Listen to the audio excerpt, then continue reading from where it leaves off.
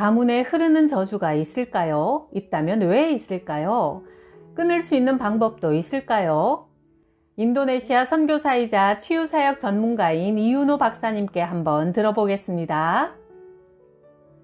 나는 지난 수년간 많은 사람들을 상담하고 치유하면서 어떤 현상이 한 가문에 반복적으로 나타나며 개인의 수많은 문제가 조상으로부터 되물림되는 현상을 자주 보았다. 우리 모두 생물학적 유전은 쉽게 인정하면서도 영적인 영향력 역시 가문을 통해 대대로 전해질 수 있다는 사실은 잘 인정하지 않는다. 그래서 열심히 신앙생활하는 많은 신자들이 이유도 모른 채 질병과 실패 등 각종 문제에 시달리고 있다. 나 여호와 너희 하나님은 질투하는 하나님이라. 나를 미워하는 사람에게는 그 죄값으로 본인뿐 아니라 3, 4대 자손에게까지 벌을 내린다. 출애굽기 20장 5절. 주는 은혜를 수천 대에 이르기까지 베풀어 주시지만 조상의 죄는 반드시 자손이 치르게 하시는 분이요 위대하시고 전능하신 하나님이십니다. 예레미야 32장 18절. 이 말씀들의 근거에서 조상들이 지은 죄로 인한 저주가 후손들에게도 대물림될 수 있다는 사실을 인정하는 것이 성경적인 시각이다. 이 집사가 자살하고 싶은 충동에 계속 시달린다며 나를 찾아왔다. 죽음의 영을 쫓기 위해 1시간가량 소모했으나 별 효과가 없었다. 오히려 악한 영은 나에게 들어오겠다고 위협하며 기세가 등등했다. 나는 절박한 상황에서 하나님, 이 죽음의 영이 무엇 때문에 쫓겨나가지 않습니까? 묻자 주님께서 그녀가 남편을 살해하려고 시도한 적이 있으니 그 문제를 먼저 처리하라고 말씀하셨다. 그녀에게 확인해 보니 눈물을 흘리며 시인하는 것이다. 나는 그녀에게 이 죄를 하나님 앞에 먼저 회개하라고 권면했다. 그 후 나는 아주 간단하게 죽음의 영을 쫓아낼 수 있었다. 수년 전에 어느 여집사가 나를 찾아왔다. 자신을 포함한 모든 형제들이 실패와 파산으로 고통당하고 있다는 것이다. 그녀는 자신의 가정 이야기를 했는데 아버지가 일찍 돌아가시자 어머니가 어떤 유부남과 바람이 나서 새 아버지를 맡게 되었단다.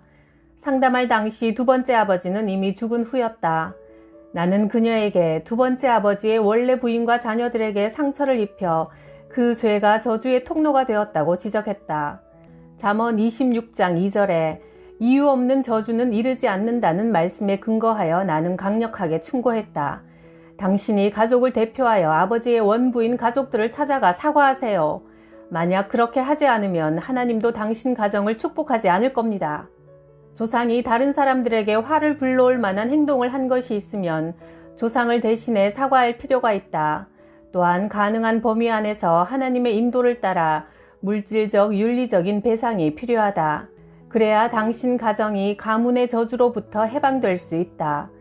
또한 당신을 사탄과 연결시키는 어떤 물체가 있다면 태우거나 부수거나 물에 던져버리거나 가장 효과적인 방법으로 제거해야 한다. 또는 조상에 의해 자신의 이름이 절이나 우상 숭배하는 제단에 올려져 있다면 이를 취소해야 한다. 유집사가 나를 찾아왔다. 부인과 사이가 갈수록 나빠져 이혼을 생각하고 있고 신경증과 불면증에 시달리고 있었다. 상담하고 기도하는 가운데 문제의 근원을 가정에서 찾을 수 있었다. 그의 할아버지는 의사였는데 간호사와 바람을 피워 간호사가 딸을 낳았고 그 후 그녀는 창피하여 먼 곳으로 떠나고 말았다. 이 사생아는 할아버지의 딸로 입적되었고 성장하여 결혼해서 낳은 아들이 유집사였다. 내가 서울 모 교회에서 2주 동안 치유사역 세미나를 마친 후 늦은 밤 쉬고 있는데 전화벨이 울렸다. 자기를 박 형제라고 소개한 한 청년의 다급한 음성이 들려왔다. 저는 몇 년 전부터 하나님을 저주하라는 소리가 자꾸 들립니다. 신경쇠약, 두통, 기억상실증이 너무 심해 다니던 회사도 그만두었습니다. 그와 함께 상담하면서 가정 환경을 알아보니 박 형제가 어렸을 때 부모가 이혼했는데 아버지가 다른 도시에서 근무할 때 어머니가 외간 남자들을 집에 자주 불러들였다고 한다. 다시 어머니의 가정에 대해 물어보니 외할아버지가 정부의 고위 관리였는데 여자 관계가 복잡했었고 그를 위해 기도하는 중 수많은 기생을 거느린 조상이 있음도 알게 되었다. 외가 쪽 조상 중에 기독교가 처음 한국에 들어왔을 때 교인들을 심하게 핍박한 사실도 발견했다. 박 형제가 시달리고 있는 문제는 대부분 윗대로부터 이어내려온 것임을 알 수 있었다. 우리는 약 2시간에 걸쳐 조상들의 죄를 회개하고 악한 영들을 쫓아내는 기도를 했다. 박 형제의 경우는 내가 상담한 수백 명 중 한 예에 불과하다. 박 집사가 내게 찾아왔다. 그는 남자 형제 5 중 셋째였는데 그의 고민은 교회와 신앙생활로부터 점점 멀어진다는 것이다. 그는 하나님을 부인하고 교회 생활을 포기하고 싶은 유혹을 자주 느낀다고 했다. 예수를 언제 믿었습니까? 저는 모태신앙으로 3대째 믿고 있습니다. 그러면 다른 형제들의 신앙생활은 어떻습니까? 예, 다들 한때는 신앙생활 잘했고 교회 봉사도 많이 했지요. 그런데 목사님, 이유는 알 수 없지만 지금은 모든 형제들이 전혀 교회 생활을 안 하고 있습니다. 나는 기도와 상담 중에 박 집사의 할아버지가 전도사였는데 핍박이 너무 심해 결국 배교한 것을 알게 되었다. 박 집사 형제들의 문제는 그 후로부터 가문에 신앙을 저버리는 일이 반복적으로 나타나는 현상이었다. 미국 LA에 사는 하 집사가 하루는 성령의 감동을 받고 한국에 사는 조카를 위해 기도하게 되었다. 당시 조카는 고등학교 3학년인데 야뇨증으로 시달리고 있었다. 기도 중 결혼 초 큰형님 부부가 맞벌이 때문에 조카가 할머니 손에서 성장한 것이 떠올랐다. 성령께서는 조카의 야뇨증이 할머니가 조카를 구박하고 학대한 데서 비롯된 것임을 알려주셨다. 하집사는 할머니의 죄를 대신 회개하고 할머니의 학대를 통해 조카에게 역사한 어둠의 세력을 대적하는 기도를 했다. 그리고 나서 며칠 후 한국의 큰형이 하집사에게 전화를 했는데 신기하게도 조카가 자다가 이불에 오줌 싸는 병이 사라졌다는 것이다. 한 달 후에는 다른 경사가 일어났는데 공업고등학교에 다니던 조카가 그해 11월에 있는 기술자 자격시험에 합격한 것이다. 가족들은 아들의 평소 성적이 별로 좋지 않아 합격할 것을 전혀 기대하지 않았다. 그래서 아들에게 어떻게 된 일이냐고 물어보니 시험에 내가 다 알고 있는 문제만 출제되어 합격했지 라면서 흥분을 감추지 못했다. 그동안 교회 출석을 완강하게 거부하던 아들이 교회에 나가고 싶다고 말한 것이 가장 큰 변화였다. 이렇게 당신과 당신 가정을 얽매어 놓았던 영적 쓰레기를 치웠다면 그 빈 공간을 이제 성령으로 채워주시도록 기도해야 한다. 우울 대신 기쁨을, 음란 대신 정결을, 염려 대신 평안으로 채워주시도록 기도한다.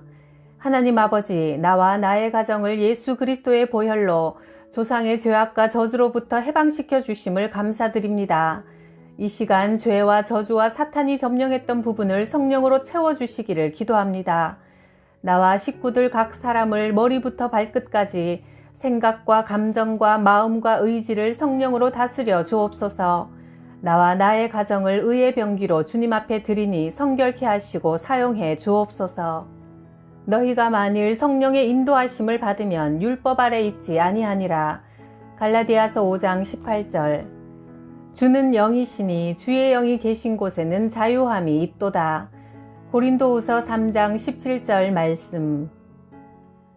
한때 전 세계의 주목을 끌었던 클린턴 대통령의 성추문 사건에 대해 미국 워싱턴 포스터지는 그의 가문 전체에 중독의 역사가 있다고 보도했다.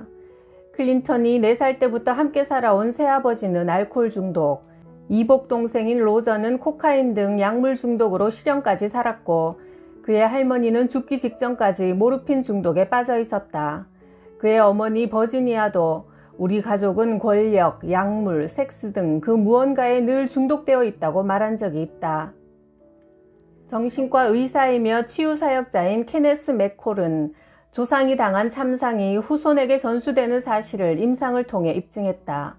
몰리라는 환자는 물에 대한 공포증에 시달려 근처 호숫가에 나가는 것조차 두려워했다. 정신과 치료를 받았으나 효과가 없어 결국 맥콜 의사를 찾아왔다.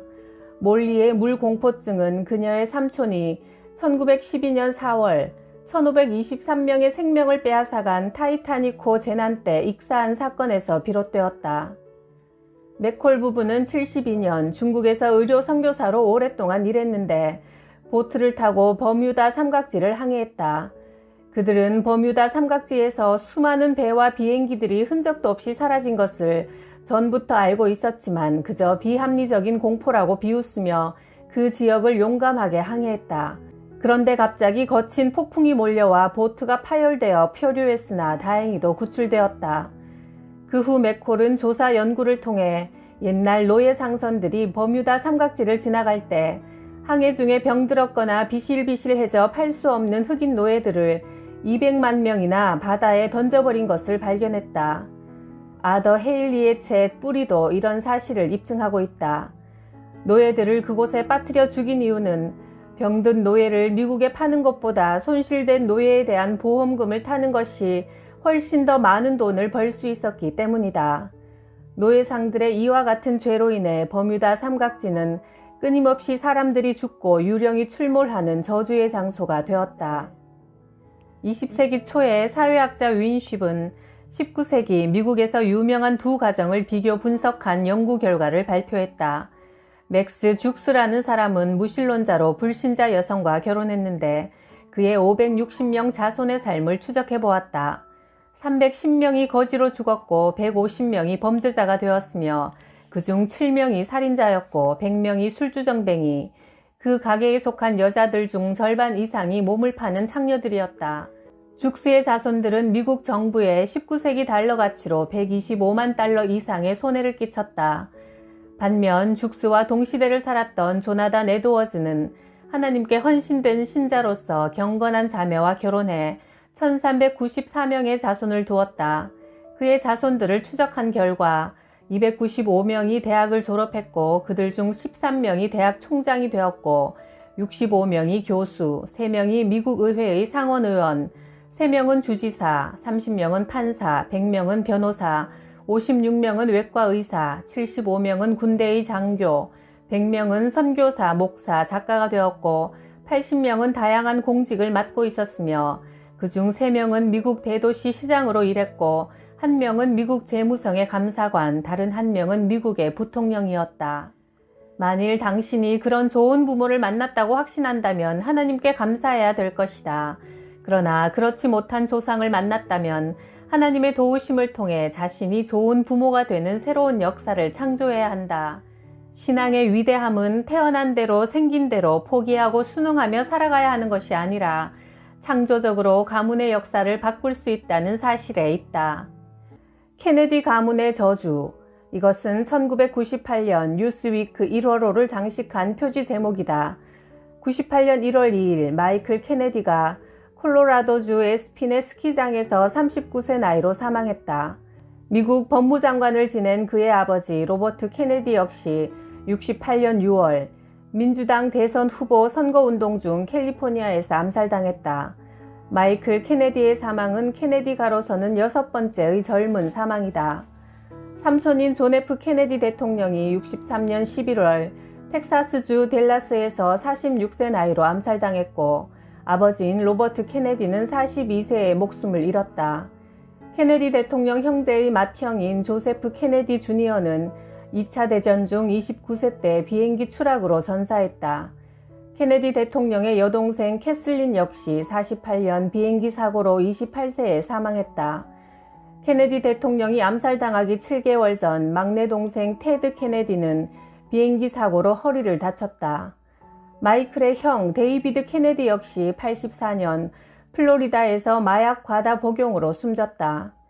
케네디 대통령 자신도 암살되기 석 달 전 미숙아로 태어난 첫 번째 아들이 이틀 만에 숨지는 비운을 겪었다. 결론적으로 케네디 가문에는 비극적인 사건으로 요절하는 저주가 흐르고 있다고 볼 수밖에 없다. 이 모든 죄악과 저주의 배경에는 악한 영이 있다. 사탄은 악한 씨를 심는 자이며 가계의 저주는 바로 죄를 통해 그 가문에 들어온 사탄의 역사다. 이처럼 가문에 흐르는 저주는 인류의 첫 조상인 아담의 범죄로 전 인류에게 죄가 유전된 것이 그 시작이다. 한 사람을 통해 죄가 세상에 들어오고 죄로 인해 죽음이 모든 사람에게 이르렀다.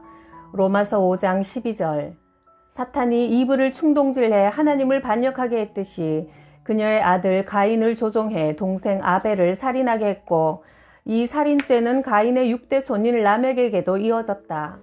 그 뒤로 노아에게는 술 취함, 아브라함에게는 거짓말, 다윗에게는 간음과 살인의 죄와 저주가 계속 흘러내려온 것을 성경을 통해 볼 수 있다.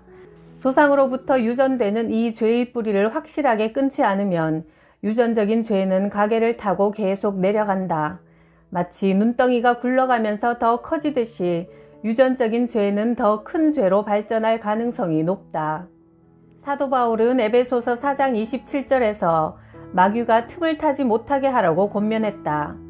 마귀가 틈타는 빌미는 우상 숭배, 거짓, 분노, 도적질, 더러운 말, 음란 등의 죄를 의미한다. 죄에는 자신의 죄도 있지만 부모와 조상이 지은 죄도 있는 것이다. 이런 거센 죄악의 강물을 정화시킬 수 있는 것은 예수의 피밖에 없다. 예수님은 십자가에서 우리 죄를 대신 지고 죽으심으로 우리가 죄의 형벌과 심판으로부터 벗어날 뿐만 아니라 가계에서 내려오는 저주를 복으로 바꿀 권세를 주셨다. 그리스도께서는 우리를 위해 자기 몸을 내주셨다.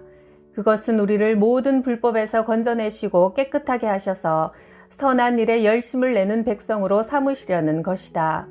디도서 2장 14절. 이 예수 이름의 권세로 우리 가문에 가라지를 심은 마귀를 대적할 뿐 아니라 가라지를 뽑아내야 한다. 영적인 쓰레기를 제거하면 그것을 먹고 사는 주의에 해당하는 악한 영들은 먹이가 없어 떠나버린다. 하나님의 아들 예수의 피가 우리를 모든 죄에서 깨끗하게 하셨다. 요한일서 1장 7절. 우리가 현재 당하고 있는 문제가 조상으로부터 대물림된 것을 인정한다면 어떤 조치를 취할 것인가? 예를 들면 내 증조부가 간음죄를 지었고 할아버지 역시 간음죄를 지었고 아버지도 간음죄를 지었으니 이제는 내가 간음죄를 지을 차례다 라고 자포자기하고 말겠는가? 이 가문에 음란의 영이 흐르고 있다는 것을 알았다면 이제 내가 가문의 영적인 대표가 되어 조상의 저주를 차단해야 한다. 그러면 하나님의 약속의 말씀에 따라 가문의 새 역사를 시작할 수 있다. 내 백성이 그 악한 길에서 떠나고 스스로 겸손하게 기도하여 나를 찾으면 내가 하늘에서 듣고 그 죄를 용서하고 그 땅을 다시 번성하게 하겠다. 역대하 7장 14절. 하나님께서 이렇게 드러내 주신 자신의 죄 그리고 조상의 죄가 있다면 내가 이제 가문의 대표가 되어 회개하고 이렇게 기도하면 된다. 예수님, 주님의 피로 나와 조상의 죄를 다 씻어주셔서 감사합니다. 하나님의 자녀가 된 나는 저주를 가져온 나와 우리 조상이 지은 모든 죄를 회개합니다. 우상 숭배, 미신, 잡신을 섬긴 것, 굿하고 점친 것, 사주팔자 관상을 의지하고 제사, 간음, 호색, 타인을 학대한 것, 살인, 거짓말 등의 죄를 회개하며 주 예수 그리스도를 통한 하나님의 용서와 죄 씻음을 구합니다. 예수 그리스도의 피로 아버지와 어머니 가게에서 각각 일어난 모든 죄를 씻어주옵소서. 조상의 죄가 내게 영향을 준 모든 저주를 예수님의 이름으로 차단하노라. 하나님이 나의 가정과 가문의 주인 되심을 이 시간 예수 그리스도의 이름으로 선포하노라. 앞으로 나와 나의 후손은 하나님만 섬길 것을 맹세하노라. 회개는 조상으로부터 내려오는 죄악과 저주를 차단하는 가장 효과적인 영적 무기다. 여호와여, 우리가 우리의 악과 우리 조상의 죄악을 인정합니다. 우리가 주께 범죄하였습니다. 예레미야 14장 20절. 자기 죄를 숨기는 자는 형통하지 못하나 죄를 자백하고 끊어버리는 사람은 불쌍히 여김을 받는다. 잠언 28장 13절.